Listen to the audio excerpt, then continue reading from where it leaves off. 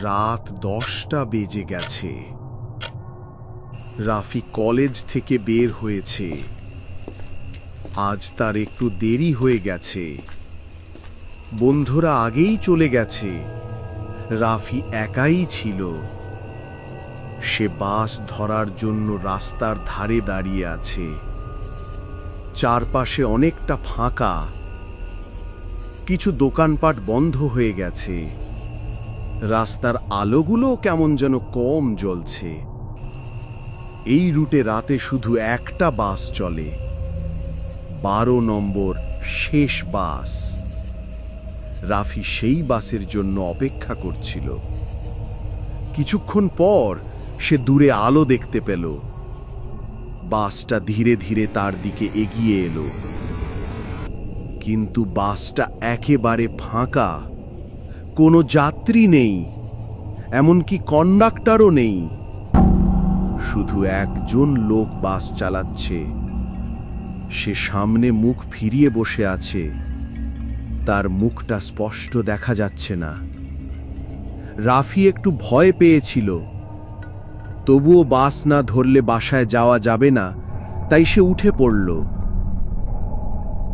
বাসের ভেতর একটা অদ্ভুত গন্ধ ছিল। মনে হচ্ছিল অনেক পুরনো লোহা বা মরিচার গন্ধ। রাফি পিছনের দিকে গিয়ে জানালার পাশে বসে পড়ল।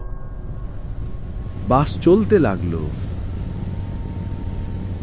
হঠাৎ রাফি আয়নায় দেখল তার পাশের সিটে একজন বসে আছে। একজন মেয়ে, সাদা জামা পরা, মাথা নিচু, চুল ভেজা। রাফি ঘাড় ঘুরিয়ে পাশে তাকালো, কেউ নেই। আবার আয়নায় তাকালো, মেয়েটি তখনও বসে আছে। রাফির বুক কাঁপতে লাগল। সে উঠে দাঁড়াতে গেল, কিন্তু তার শরীর জমে গেল। গলার আওয়াজ বেরোচ্ছিল না। সে দরজার দিকে দৌড়াতে চাইল, কিন্তু দরজা বন্ধ ছিল, জানালাও খোলা না। বাসটা চলতে চলতে হঠাৎ থেমে গেল। একটা পুরনো কবরস্থানের সামনে থামল বাসটি।